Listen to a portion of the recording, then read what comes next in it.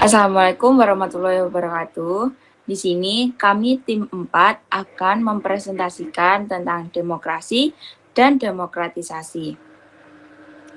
Berikut adalah anggota kelompok kami.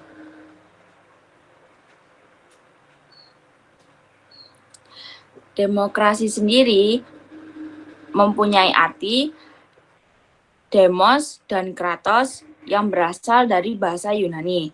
Demos sendiri bermakna rakyat atau khalayak. Sementara kratos bermakna pemerintahan. Demokrasi sebagai sistem pemerintah yang mengizinkan dan memberi hak kebebasan kepada warga negaranya untuk berpendapat serta turut serta dalam pengambilan keputusan di pemerintahan. Berikut ada beberapa ahli dalam teori demokrasi. Yang pertama ada C.F. Strong. Menurut beliau, demokrasi adalah sistem pemerintahan di mana mayoritas rakyat berusia dewasa turut serta dalam politik atas dasar sistem perwakilan, yang kemudian menjamin pemerintahan mempertanggungjawabkan setiap tindakan dan keputusannya. Menurut Montesquieu, kekuasaan negara harus dibagi dan dilaksanakan oleh 3 lembaga atau institusi yang berbeda dan terpisah satu sama lainnya. Yaitu pertama ada legislatif yang merupakan pemegang kekuasaan untuk membuat undang-undang. Yang kedua ada eksekutif yang memiliki kekuasaan dalam melaksanakan undang-undang. Dan ketiga adalah yudikatif yang memegang kekuasaan untuk mengadili pelaksanaan undang-undang. Dan masing-masing institusi tersebut berdiri secara independen tanpa dipengaruhi oleh institusi lainnya. Yang ketiga ada Aristoteles. Menurut beliau, demonstrasi dapat diartikan sebagai bentuk kebebasan setiap warga negara. Kebebasan tersebut menjadi prinsip dalam suatu negara, karena kebebasan dapat memberikan keadilan untuk setiap warga negara di dalam negaranya sendiri.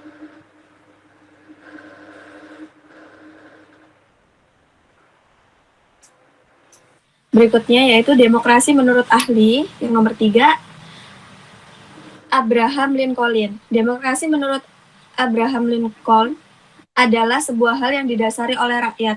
Abraham Lincoln menjelaskan bahwa demokrasi adalah sebuah pemerintahan yang berasal dari rakyat, oleh rakyat, dan untuk rakyat.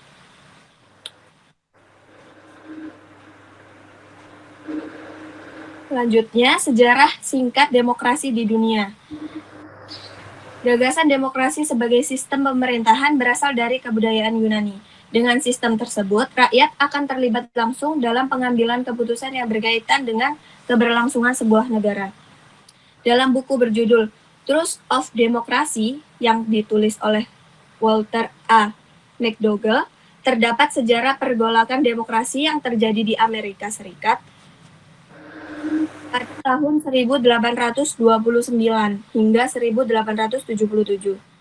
Ribuan tahun kemudian, pada abad ke-6, bentuk pemerintahan yang relatif demokratis diperkenalkan di negara-negara bagian Athena of Cleisthenes pada 508 sebelum Masehi. Kondisi tersebut membuat Cleisthenes dikenal dengan panggilan Bapak Demokrasi Athena. Saat itu, Athena menganut demokrasi langsung dan memiliki 2 ciri utama, yakni pemilihan warga secara acak untuk mengisi jawaban administratif dan yudisial di pemerintahan, serta majelis legislatif yang terdiri dari semua warga Athena. Hingga pada saat memasuki abad pertengahan, yakni 6-15 Masehi, di Eropa Barat, gagasan tersebut tidak digunakan lagi. Ada banyak sistem di mana pemilihan tetap dilakukan meskipun hanya beberapa orang yang dapat bergabung. Slide selanjutnya yaitu ciri-ciri demokrasi.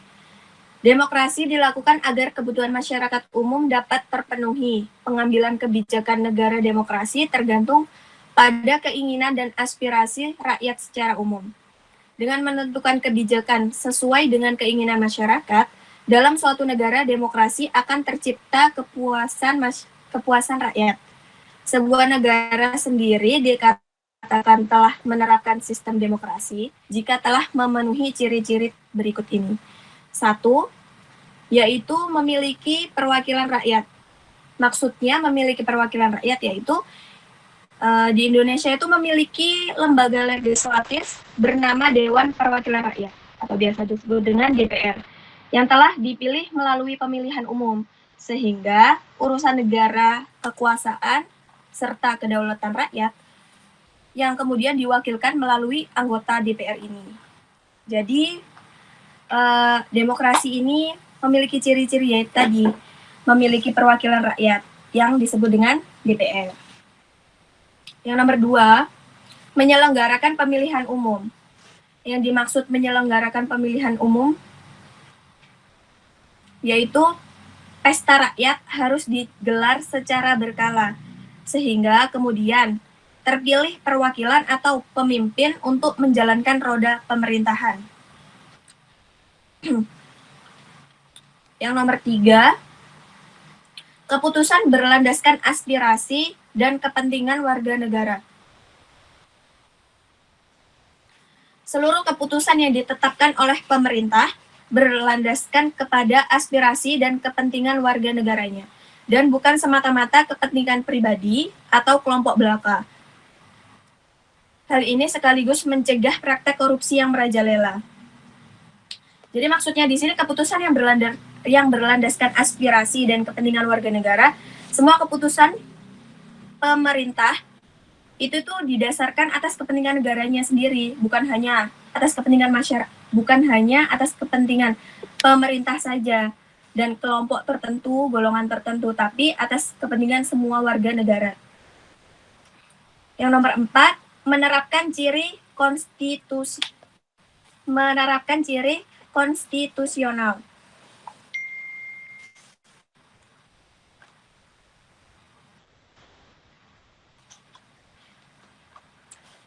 Menerapkan ciri kok dekat ya.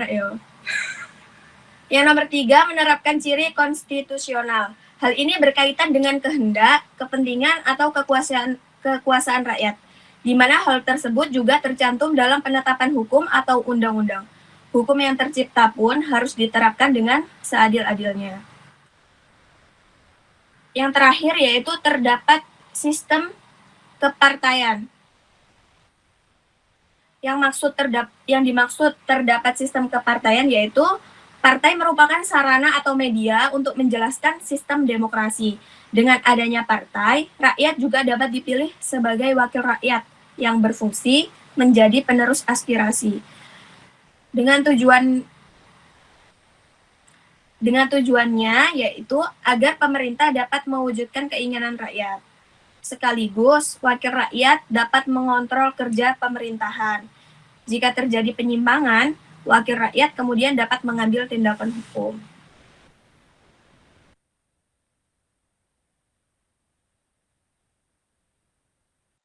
Baik, selanjutnya ada tujuan-tujuan dari demokrasi.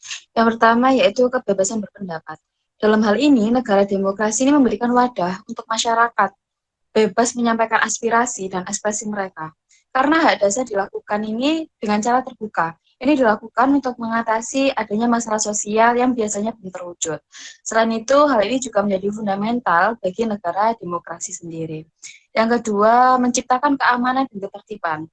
Tujuan demokrasi dilaksanakan untuk menjamin hak-hak yang seharusnya dimiliki oleh rakyat dan mengedepankan musyawarah dengan tujuan menemukan solusi dan keamanan lingkungan masyarakat sendiri. Yang ketiga, mendorong masyarakat aktif dalam pemerintahan. Terciptanya peranan rakyat yang pada pemerintahan menjadikan setiap warga menjadi warga negara yang bertanggung jawab terhadap peran yang dimiliki untuk menjaga keutuhan negara dan juga memajukan kinerja pemerintahan negara. Selain itu, demokrasi juga mengedepankan kedaulatan rakyat. Jadi rakyat akan dilibatkan dalam setiap proses pemerintahannya. Yang keempat, membatasi kekuasaan pemerintahan. Kenapa sih harus membatasi kekuasaan pemerintahan? Hal ini dilakukan agar tidak adanya penyelewengan terhadap kebijakan yang dibuat oleh pemerintah. Pada dasarnya, kekuasaan tertinggi pada negara demokrasi itu terletak pada tangan rakyatnya, yang artinya rakyat memiliki hak untuk memberi aspirasi dan kritik pada pemerintahan. Pembatasan kekuasaan pemerintahan ini dilakukan agar tidak menimbulkan kekuasaan absolut. Dengan dilakukannya demokrasi pemerintahan dapat menciptakan pemerintahan yang bertanggung jawab, seperti itu. Yang kelima ada mencegah perselisihan. Seperti yang disebutkan, negara demokrasi merupakan negara yang mengalami suatu masalah, akan diselesaikan melalui musyawarah. Selain agar tujuan bersama tercapai, hal itu dilakukan untuk mencegah adanya gesekan perselisihan karena ketidakadilan dan segala masalah berakhir dengan damai. Kemudian yang slide 11, macam-macam demokrasi. Macam-macam demokrasi ini ada 6. Yang pertama, demokrasi parlementer. Parlementer ini memiliki peran fundamental dan kuat untuk mengangkat seorang Perdana Menteri, dan parlementer ini pun dapat menjatuhkan pemerintahan yang dilakukan dengan cara mengeluarkan semacam mosi tidak percaya. Namun pada demokrasi parlementer ini memiliki kekurangan, yaitu terlalu tergantungnya badan eksekutif kepada badan legislatif, sehingga berpotensi pada pemerintah yang dapat dijatuhkan sewaktu-waktu. Kemudian yang kedua ada demokrasi langsung. Demokrasi langsung ini merupakan demokrasi murni yang kekuasaannya dipegang oleh rakyat tanpa perantara. Penerapan demokrasi langsung ini diterapkan dalam skala kecil. Kemudian yang ketiga ada demokrasi tidak langsung. Demokrasi tidak langsung ini berbanding balik tentunya dengan demokrasi langsung. Demokrasi ini diterapkan dalam skala yang besar. Skala yang besar yang dimaksudkan itu yaitu penerapan demokrasi yang berkaitan dengan suatu negara yang memiliki jumlah penduduk yang banyak, wilayah yang luas, dan permasalahan yang dihadapi biasanya semakin sulit dan kompleks. Demokrasi tidak langsung menjadi demokrasi paling umum yang diterapkan di seluruh dunia. Kemudian selanjutnya slide 12. Nah, di sini ada demokrasi Pancasila. Demokrasi Pancasila ini diterapkan di Indonesia sendiri. Sejatinya paham demokrasi yang berlandaskan dengan nilai yang terkandung dalam ideologi Pancasila. Demokrasi ini dipopulerkan pada masa Orde Baru, masa kepemimpinan Soeharto pada tahun 1966 sampai 1988. Kemudian yang kedua ya, ada demokrasi presidensial. Demokrasi ini presiden dipilih secara langsung oleh warga negara, di mana sistem pemerintahan presidensial merupakan suatu pemerintahan yang di mana kedudukan eksekutif tidak bertanggung kepada Badan Perwakilan Rakyat.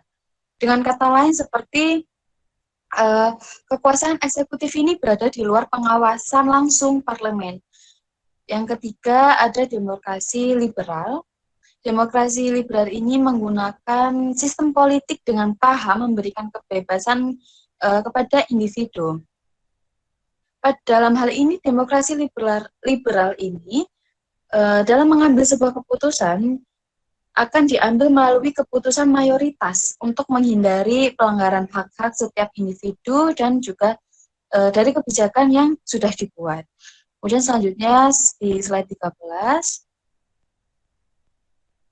mengenai prinsip-prinsip demokrasi Pancasila. Sebenarnya prinsip-prinsip demokrasi Pancasila ini juga disebutkan beberapa ahli ya.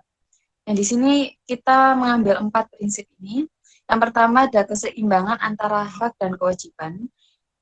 Hak dan kewajiban ini diartikan sebagai warga negara menerima hak yang dimilikinya, namun juga harus diseimbangkan dengan kewajiban. Yang artinya bahwa rakyat tidak boleh terus-menerus menuntut haknya, namun mengabaikan atau tidak melakukan kewajibannya. Kemudian yang kedua ada pengembalian keputusan dengan musyawarah. Pengembalian keputusan musyawarah ini dilakukan tidak hanya dengan mementingkan kaum mayoritas saja, akan tetapi juga kaum minoritas. Dalam pengambilan keputusan ini pastinya mengilhami rasa keadilan bagi semua. Kemudian yang ketiga ada persamaan bagi seluruh rakyat. Persamaan bagi seluruh rakyat ini dimaksudkan bahwa hak dan kewajiban dimiliki oleh rakyat yang sejajar dan sama. Persamaan ini tidak hanya dalam lingkup politik saja tentunya, akan tetapi juga melingkup sosial, ekonomi, dan juga sebagainya. Persamaan ini diharapkan agar memenuhi keadilan bagi seluruh rakyat Indonesia sesuai dengan sila kelima pada Pancasila. Yang keempat, mengutamakan persatuan nasional dan kekeluargaan. Prinsip persatuan nasional ini pastinya terilhami dari sila ketiga dari Pancasila itu sendiri, yaitu mengutamakan persatuan ditujukan agar pertahanan negara ini memiliki pondasi kuat untuk keutuhan saat ada gangguan dari luar maupun dalam. Rasa kekeluargaan ini dalam Republik Indonesia memunculkan persatuan nasional dalam setiap masyarakat.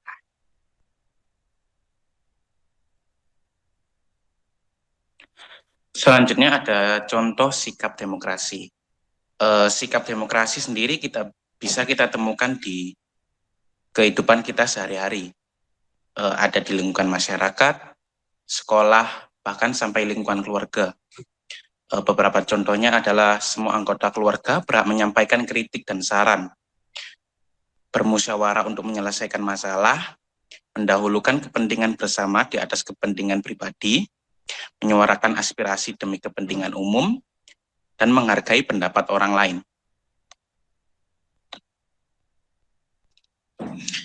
Selanjutnya ada pengertian demokratisasi. Pengertian demokratisasi adalah proses, usaha, perbuatan, atau cara untuk menuju tatanan yang demokratis, atau dengan kata lain yaitu pendemokrasian. Pendemokrasian sendiri adalah proses, cara, dan perbuatan mendemokrasikan. Selanjutnya, demokratisasi menurut para ahli. Menurut Anders Uhlin 1998 menyebutkan bahwa demokratisasi adalah sebagai proses menuju demokrasi, yakni semakin meningkatnya penerapan pemerintahan rakyat pada lembaga, masyarakat, dan rakyat yang sebelumnya tidak diatur menurut prinsip-prinsip demokrasi tersebut. Menurut Lawson, menyebut demokratisasi berarti perubahan dari rezim otoriter ke rezim yang lebih demokratis, yakni perubahan norma dan prinsip yang dianut oleh organisasi politik negara. Selanjutnya, ada faktor umum yang mempengaruhi demokratisasi. Beberapa faktor umum yang mempengaruhi demokrasi adalah sejarah, pertama, kedua pembangunan ekonomi, dan ketiga masyarakat yang beradab. Ada faktor penting yang ada yang mempengaruhi demokratisasi, yaitu pendapatan per kapita dan kesetaraan sosial. Menurut Darren Acemoglu dan James Robinson, kesetaraan sosial menjadi salah satu faktor yang mempengaruhi demokratisasi di sebuah negara. Semakin rendah pendapatan yang dimiliki, maka semakin rendah pula peluang demokratisasi terjadi. Dengan diberlakukannya sistem demokratisasi, tujuan utamanya adalah menjamin rakyat untuk punya hak dalam memilih dan suara dalam sistem politik yang ada di negaranya.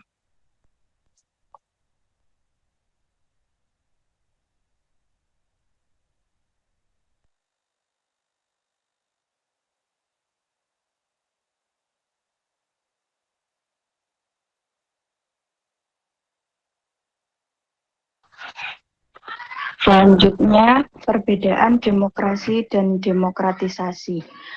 Pengertian demokrasi adalah suatu negara dengan sistem pemerintahan yang kedaulatannya berada di tangan rakyat. Artinya, kekuasaan tertinggi berada di hasil keputusan rakyat melalui wakil-wakilnya. Dalam perkembangan politik dan ilmu politik, demokrasi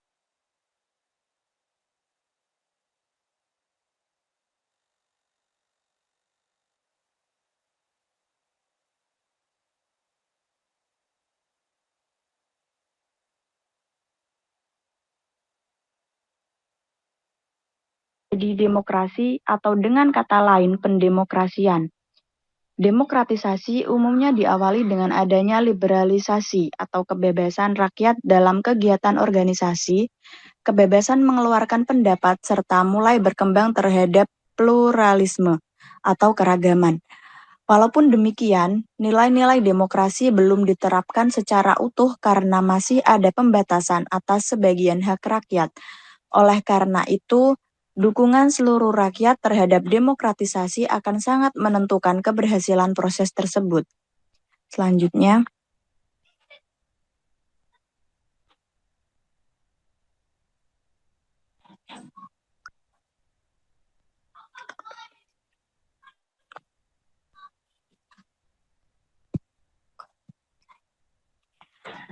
pentingnya demokratisasi. Menurut Undang-Undang Dasar 1945 Pasal 1 Ayat 2, kedaulatan berada di tangan rakyat dan dilaksanakan menurut Undang-Undang Dasar, sehingga negara Indonesia merupakan negara demokratis yang menjunjung tinggi demokratisasi dan mendahulukan pendapat rakyat. Selanjutnya,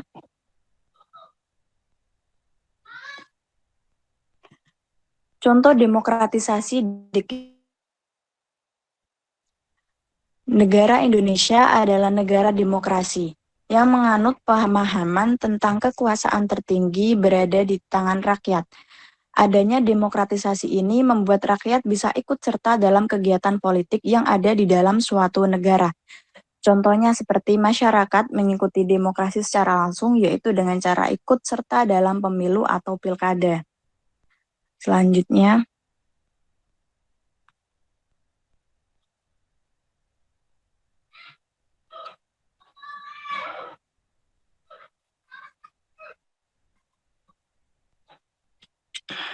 contoh lain yang bisa kita temukan demokratisasi dalam kehidupan sehari-hari adalah 1. Mendengarkan nasihat orang tua, 2. Menyampaikan pendapatnya dalam pemilihan calon ketua kelas, 3. Mengerjakan tanggung jawab, 4. Bersikap terbuka dan jujur, 5. Turut berpartisipasi dalam acara yang diselenggarakan dalam lingkungan, 6. Ikut upacara bendera, dan lain sebagainya.